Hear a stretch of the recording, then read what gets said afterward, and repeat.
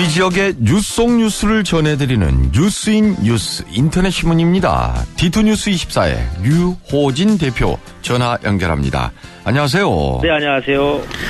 네, 4월 20일 뉴스 브리핑입니다. 오늘도 제가 아이쿠 했습니다.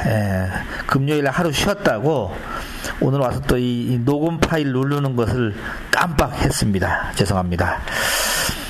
네, 뉴스를 좀 간단하게 정리를 해드리면요, 이 소나무 에이즈로 알려진 재선충병이 전국적으로 확산되는 추세라고 하는데요. 이렇게 되다가는 이 남산 위의 저소나무 보기 어렵게 될 위험도 없지 않다, 이런 얘기도 나오고 있습니다. 걸렸다 하면 소나무 같은 경우는 거의 100% 고사되는 게 이 소나무 재선충병인데, 지난 주말에 17일 현재 남산의 소나무 한 그루가 재선충병에 감염된 것은 확인이 되고 있습니다. 문제는 이 재선충병을 차단하는 방제약이 아직까지 개발되지 않았고요. 또 하나는 이 재선충을 이 나무에서 저 나무로 옮겨가는 뭐 솔수염 하늘소라든지 이 북방수염 하늘소, 이런 것을 또 잡아먹는 천적도 없다 보니까 피해가 만만치 않은 것 같습니다. 우리나라 이 집단 소나무 숲을 잘 이루어서 명승 제77호로 지정된 서귀포시에 가면 삼방산이라고 있는데요. 여기에도 이 소나무 재선충병이 옮겨와서 2년 동안에 한 1000그루 정도가 죽었는데요. 이러다 보니까 뭐 남산이 이 삼방산 전체를 밟지 않는다, 이런 보장이 없다는 얘기입니다. 이 재선충병이 우리나라에 들어온 건 1988년도인데요. 당시 부산 금정산에 있는 소나무 한 130그루 정도가 집단 고사했는데요. 원인을 조사해 봤더니만 재선충인 것으로 판명이 됐습니다. 그래서 그 이후로 89년도부터 지난해까지 25년 동안 중앙정부하고 지방자치단체가 이 재선충병 방제 사업비로 4,700억 원을 쏟아붓고요.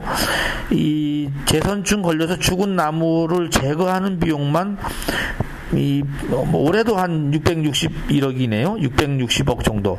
나무가 한 800만 그루가 죽었다고 합니다. 대단합니다. 엄청나네요. 이걸 좀 어떻게 스톱 좀 해야 되는데, 문제는 우리나라 국민들 62%가 가장 좋아하는 나무로 소나무를 꼽고 있다는 사실입니다. 누가 브레이크 걸어줄 사람 없나요? 그리고 오늘이 장애인의 날입니다. 통계가 몇 가지 나와서 좀 짚어드리면은요. 우선 장애인의 날이 제정된 것은 1991년도 당시 정부에서 장애인 복지법을 개정하면서 4월 20일을 장애인의 날로 지정했는데요. 올해로 35번째 장애인의 날을 맞고 있습니다.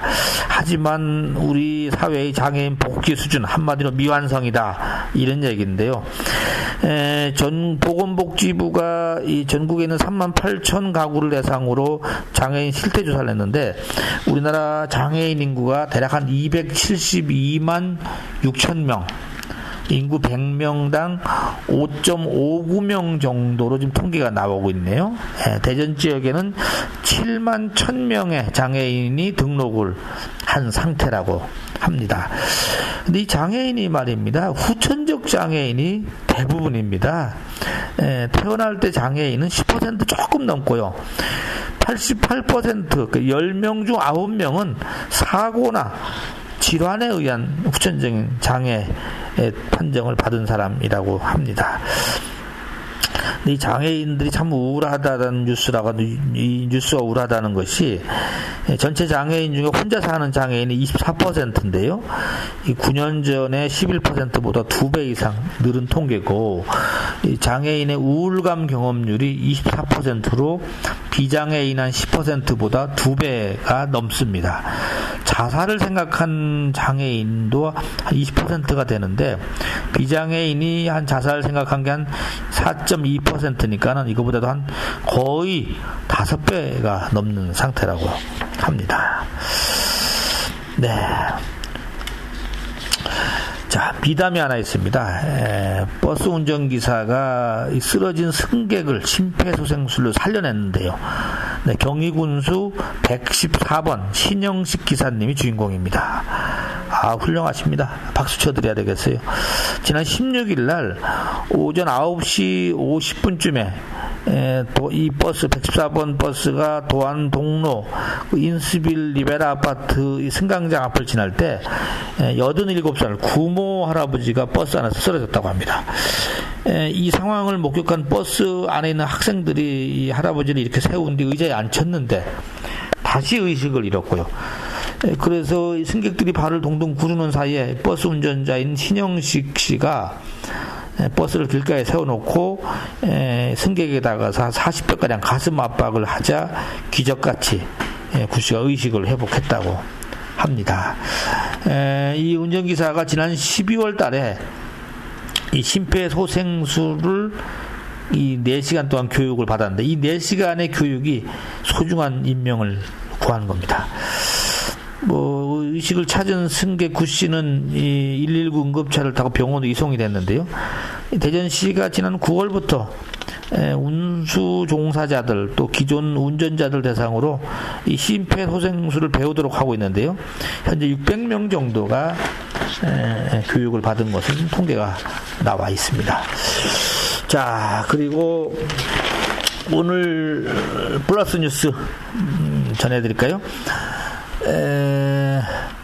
박홍우 이 대전 고법원장이 10년째 지금 마라톤을 뛰고 있는데요. 엊그제 이 3대 하천 마라톤 대회에서 하프코스를 2시간 10분 기록으로 뛰었다고 합니다. 대단한, 이 정도면 좋은 기록 같은데요. 그리고 송하순 목 올리는 클럽 회장이 엊그제 클럽 창립 35주년 기념식을 가졌다고 합니다. 오늘 아침에 이인구 계룡것을 명예회장 기사가 하나 떴는데 유언장을 언급했다. 무슨 얘기인가 봤더니만요. 이분이 지난 2007년도에 일하는 보람으로 산다 이런 회고록을 썼는데 회고록을 쓰고 이 추록이라고 하죠. 일부 보완을 했다고 합니다. 당초에는 88세쯤에 이 추록을 펴내려고 했는데 자꾸 이 기억력도 사라지고 힘도 빠지고 해서 3년 앞당겨서 지금 이 회고록 추록을 출간을 하게 됐는데요. 여기 내용을 봤더니만은 후계자 상속 문제도 상속 문제를 담은 유언장을 써놨다. 이런 언급이 나오고 있습니다. 이 유언장은 어머니, 그러니까 부인이 집행할 것이다. 이런 얘기가 있다고 하네요. 그리고 하나 눈에 띄는 거는 올해 이 새로운 좌우명을 삼고 있는 것이 관원이라고 합니다. 관원. 볼관자, 멀원자. 그래서 멀리 보고 높게 보라 이런 의미라고 합니다. 관원이란 뜻이. 이런 글자를 적은 액자가 집무실에 떡 걸려 있다고 하네요. 네, 이상 플러스 뉴스 마치겠습니다.